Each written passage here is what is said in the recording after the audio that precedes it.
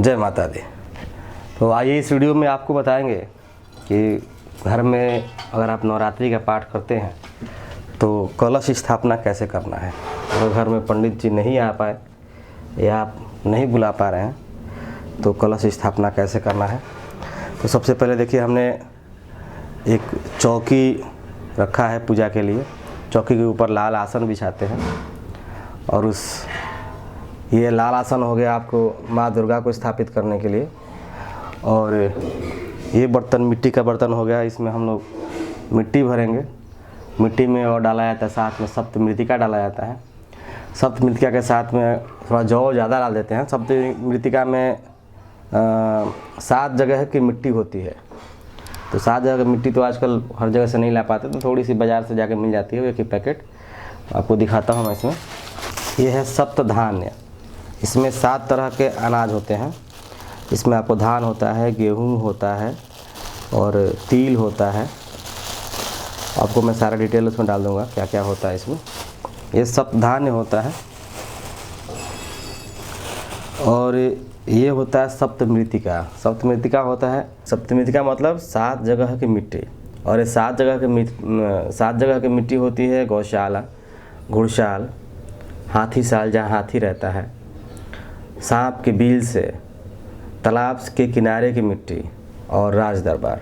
ये 7 जगह की मिट्टी होती है इसमें। तो अगर संभव हो तो आप जाकर खुद से वहाँ से मिट्टी लेकर आएँ। अगर नहीं जा सकते तो बाज़ार में मिल जाते हैं आपको सप्त मृतिका का मिट्टी। अभी कितना सही है गलत है तो नहीं जानते, लेकिन विश्वास पे आपको यही मिलेगा।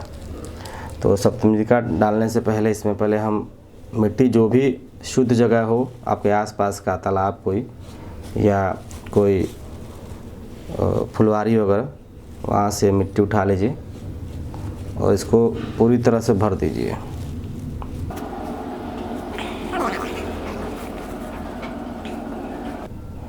तो इस मिट्टी को बराबर कर लीजिए ताकि कलश रखने में दिक्कत ना हो।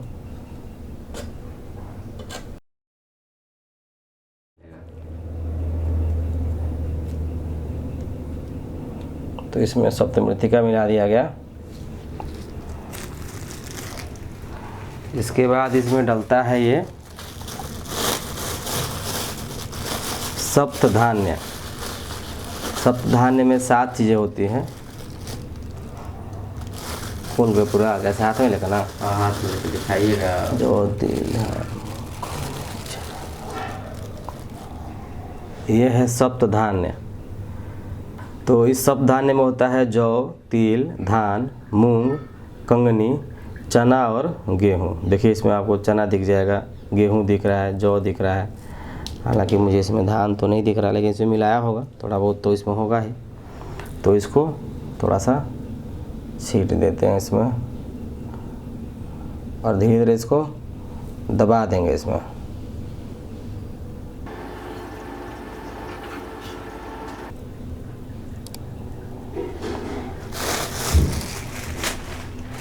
और थोड़ा सा अलग से और जौ डाल देंगे ताकि जौ हफ्ते दिनों में बिल्कुल अच्छे से लहलहा के बाहर आए, तो थोड़ा सुंदर लगेगा।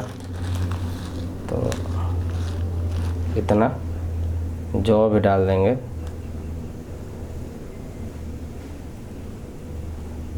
और इनको थोड़ा थोड़ा ऐसे ऐसे करके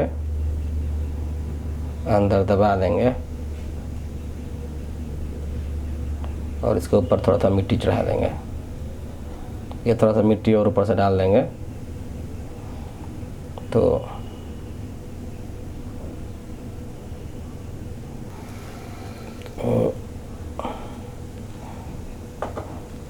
थोड़ी सी मिट्टी डाल के इसको अच्छी तरह से ऊपर से, थोड़ा सा ज़्यादा नहीं ढकना है, नहीं तो फिर निकलने में टाइम लगेगा। इसको ऐसे इसको ढक दीजिए।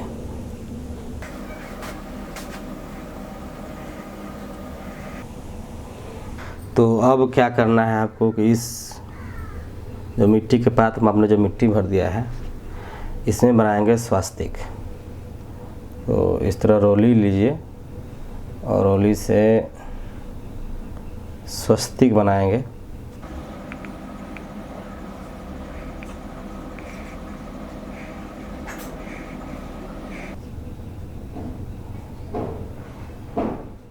रहा है साफ साफ स्वस्तिक।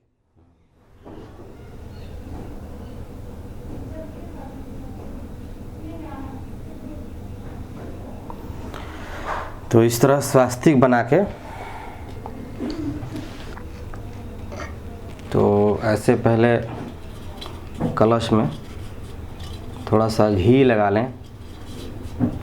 घी लगाने से एक शुद्धि हो जाती है, देखो घी को शुद्धि भी कहते हैं। तो घी लगाने से कलश हो, दिया हो, शुद्ध माना जाता है। वैसे मिट्टी का बर्तन हमेशा शुद्ध होता है, कभी इसमें कोई कमी नहीं होती। तो इसमें घी लगाने के बाद इस पे भी आप एक स्वस्तिक बनाएंगे।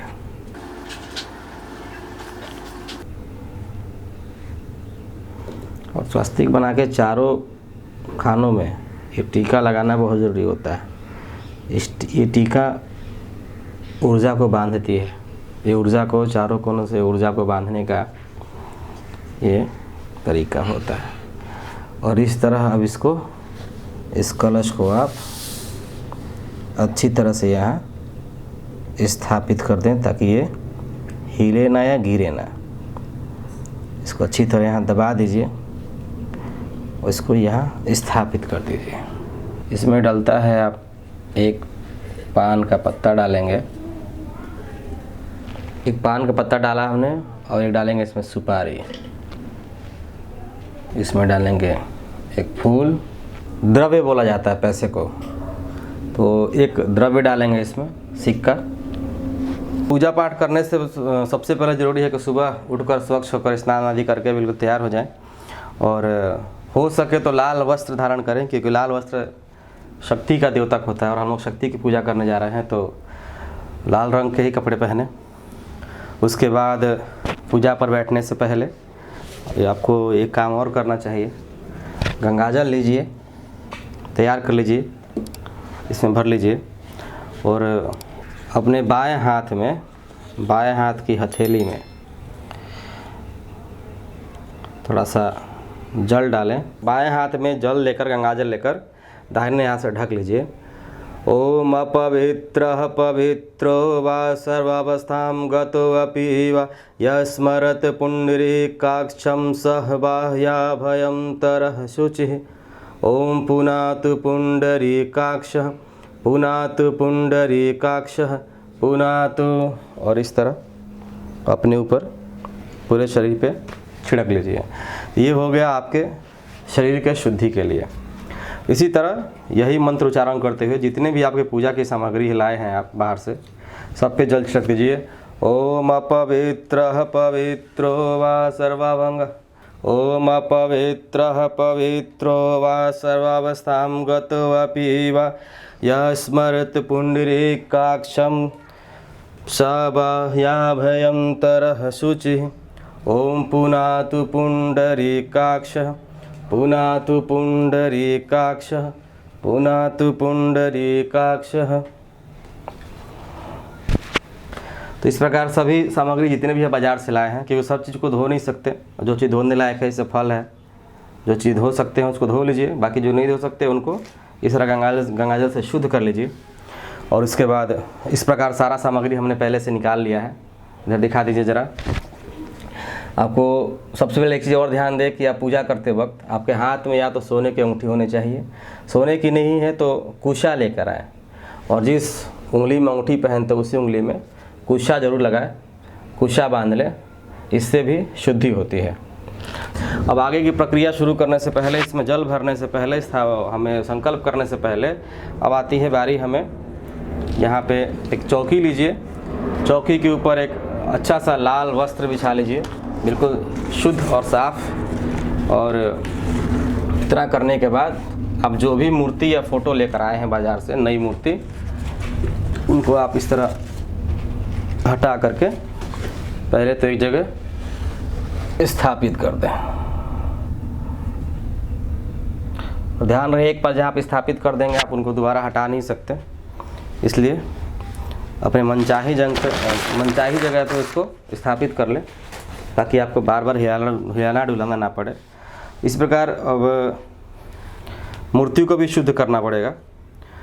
ओम अपवित्रः पवित्रो वा सर्वावस्थां गतोऽपि वा यस्मरत् पुण्डरीकाक्षं सः बाह्याभयं तरः शुचिः। ॐ पुनातु पुण्डरीकाक्षः पुनातु पुण्डरीकाक्षः पुनातु।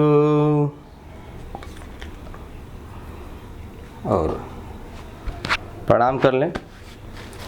माता को ऊपर से एक चुनरी, ऐसे चुनरी ओढ़ा दें।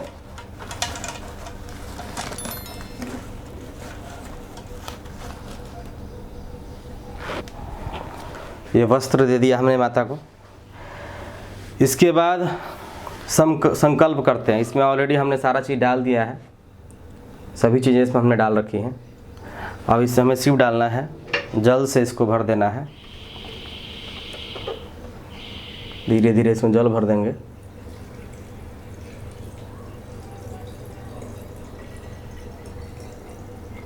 जल बिल्कुल भर दीजिए, क्योंकि 7 दिन इसमें जब तक ये कलश रहने वाला है, अगले 8-9 दिनों तक, तो ये जल धीरे धीरे रिश्ता है इस मिट्टी में। और ये जल रिश्ते रिश्ते जो इसमें अन्न डाले गए हैं, जो बीज डाले गए हैं, ये सारे बीज इस पानी को सोखते हैं और धीरे धीरे अंकुरित हो जाते हैं। और 3-4 दिनों के अंदर ही ये सुंदर सुंदर अन्न के जो नए नए पौधे निकल के आ जाएंगे, तो बहुत ही सुंदर लगता है। तो इसमें 5 चीज़ें डल गई हैं। ये डालने के बाद इसमें आम का पल्लव डालेंगे। इसमें ध्यान दें, कोई कटा फटा हो, जैसे फटा था ये कटा हुआ है, इसमें छेद है, ऐसे पल्लव निकाल दें, ये शुद्ध नहीं माने जाते। तो ऐसे आप इसमें पल्लव को स्थापित कर दें। पल्लव को ऐसा करें ताकि बिल्कुल ये चारों तरफ पत्तियां आए इसमें, कहीं ऐसा ना हो कि खाली हो और कहीं ऐसा ना हो कि बिल्कुल भर गया हो। ये करने के बाद नारियल लीजिए, नारियल को भी शुद्ध कीजिए। पहले ही हमने हालांकि जल छिड़क दिया था, फिर भी शुद्ध कर लीजिए इसको।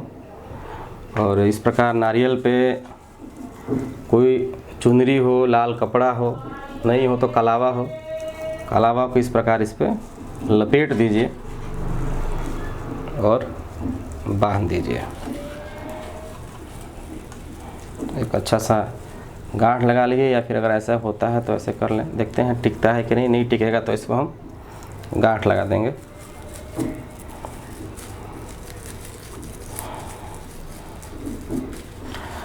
और इस पर थोड़ा सा घी से भी शुद्धि होती है, तो थोड़ा सा इस पर घी भी लगा देंगे चारों तरफ थोड़ा थोड़ा, ताकि इसकी शुद्धि हो जाए। और कुमकुम से इस पे एक स्वस्तिक बना देंगे छोटा सा। एक तरफ स्वस्तिक बना देते हैं और एक तरफ ओम बना देते हैं।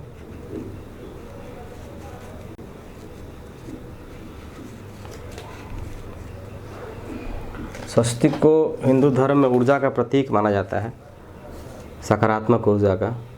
इसलिए हर जगह कोई भी आप पूजा पाठ करते हैं तो वहाँ पे स्वस्तिक का प्रतीक ज़रूर बनाएं। ये आपके घर में सकारात्मक ऊर्जा को बांधने का काम करता है। इस प्रकार नारियल में चुनरी बांध के उसमें घी लगाएं और कुमकुम से ओम और शुभ लाभ बनाएं। और इस प्रकार इसे यहाँ पे स्थापित कर दीजिए। ढंग से स्थापित करें, बिल्कुल ऐसा कि ये गिरे ना, हो सके थोड़ा दबा दें ताकि बैठ जाए। इतना करने के बाद आप हाथ जोड़ लें और मन में संकल्प कीजिए, दुर्गा माता का ध्यान कीजिए, शक्ति का ध्यान कीजिए। और वैसे तो बहुत तरह के मंत्र हैं, अगर आते हैं तो ठीक है, नहीं तो आप साधारण तौर पे माँ को प्रणाम करके बोल सकते हैं कि हे माता, मैं आने वाले इस 9 दिवसीय नवरात्रि के व्रत में विधि विधान से पूजा करना चाहता हूँ और पूजा करने का संकल्प लेता हूँ। अगर मुझसे कोई त्रुटि हो, कुछ गलती हो मुझे मंत्र नहीं आते, तो मंत्रहीन क्रियाहीन जो मैं पूजा कर रहा हूँ आप मुझे स्वीकार कीजिए। तो क्योंकि देवता देवी माता भाव के पूजे होते हैं, तो अगर सही भाव से पूजा पाठ कीजिएगा तो माता ज़रूर उसको एक्सेप्ट करेंगी। तो प्रणाम करेंगे। या देवी सर्वभूतेषु शक्ति रूपेण संस्थिता नमस्तस्यै नमस्तस्यै नमस्तस्यै नमो नमः। इसके बाद अब कलश की और मूर्ति की पूजा की जाती है। अब दाहिने हाथ में थोड़ा जल लेके पूजा करने से पहले आचमन करते हैं। ओम एक एक आचमनी जल स्वाहा के साथ 3 बार मुख में डालना होता है और भावना करना चाहिए, और ये मन में भावना रखना है कि हमारे तीनों शरीरों को दिव्य पोषण प्राप्त हो रहा है। ओम अमृतोपस्तरणमसि स्वाहा ओम अमृतापिधानमसि स्वाहा ओम सत्यम यशः श्रीर्मयि श्रीश्रयतां स्वाहा। इस प्रकार आचमन कर लेंगे।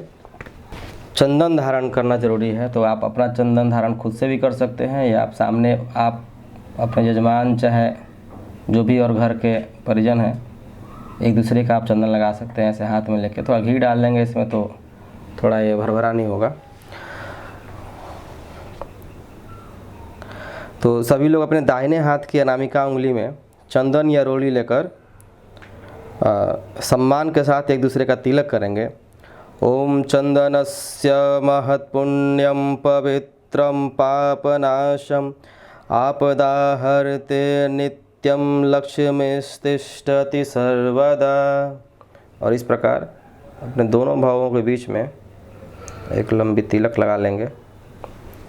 इसके बाद ये 3 चीज़ों के बाद अपने आप को पवित्र करने के बाद, आचमन करने के बाद, चंदन धारण करने के बाद आप पूजा शुरू कर सकते हैं। और पूजा शुरू करने से पहले ध्यान दें कि कलश पे जो पूजा आप कलश पे करेंगे वहीं दुर्गा माँ का भी करना है। और पुस्तक जो सप्तशती पाठ का जो पुस्तक है उस पुस्तक की भी पूजा होती है। तो ये सारी चीज़ें बिल्कुल विधि विधान से करें, बिल्कुल नियम पूर्वक करें। आगे अब कुछ भी पूजा पाठ शुरू करने से पहले, चढ़ाने से पहले, कुछ अर्पण करने से पहले ज़रूरी है धूप दीप जला लें ताकि आसपास का वातावरण शुद्ध हो जाए। तो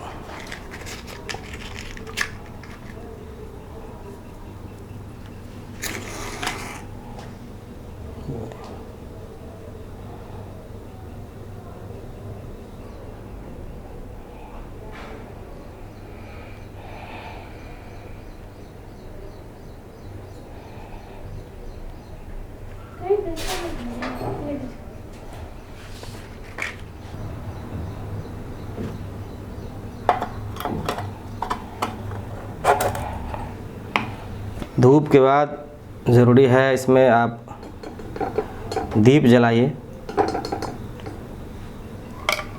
दीप जला के आप कलश पे और माता रानी पे दीप दिखाइए।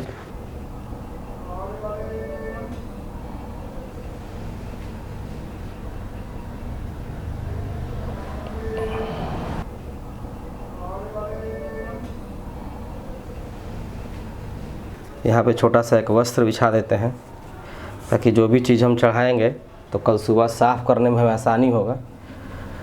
तो इस पे हम चढ़ा के सुबह आराम से उतार लेंगे। तो माता रानी को चढ़ाने के लिए अक्षत है, सिंदूर है, कुमकुम है, लौंग इलायची ज़रूर चढ़ाया जाता है। ये भोग है जिसमें इलायची दाना, मूंगफली और कुछ भी रख सकते हैं आप, लेकिन साथ में तुलसी पत्ता ज़रूर रखें। जौ, इत्र जरूर चढ़ाया जाता है। पुष्प है, दूब है। ये होता है अभरक। आप दुकान से अभरक मांगेंगे तो अभरक आपको मिल जाएगा। गुड़ है नैवेद्यम, मीठे के रूप में। और फल फूल बाकी जो हो आप सब चढ़ा सकते हैं। तो ऐसे एक एक करके सभी चीज़ें आप माता के ऊपर भाव से बिल्कुल चढ़ाएं। कोशिश करें जितने देर आप पूजा कर रहे हैं आपका ध्यान माता के चरणों में अर्पित हो। बिल्कुल आपका ध्यान यहीं पे रहे।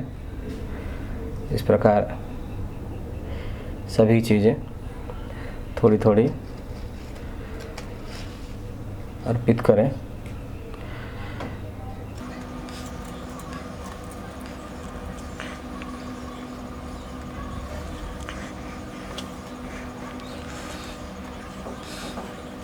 और जितनी चीज़ें आपने वहाँ माता रानी को चढ़ाई हैं, ये सभी चीज़ें आपको दोबारा से कलश पे भी चढ़ाना है।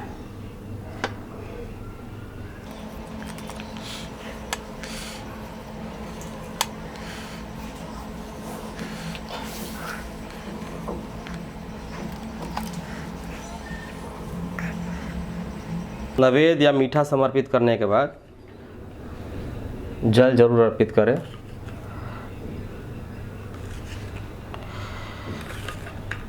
और बाकी जो भी फल फूल है आपके पास, पान के पत्ते, ये आप इस तरह, हालांकि अभी एक ही माला है, 2 माला हो तो आप एक माला कलश पे और एक माला माँ के गले में अर्पित कर दीजिए।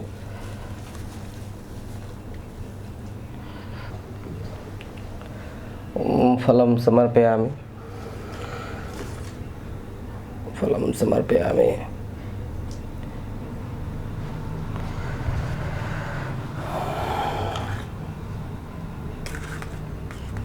पुष्पवान चढ़ाया आप।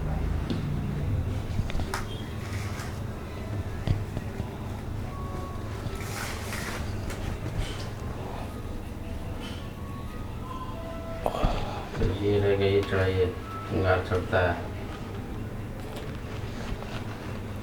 माता रानी का श्रृंगार होता है, ये श्रृंगार माता रानी को जो चढ़ाया जाता है। इत्र होता है,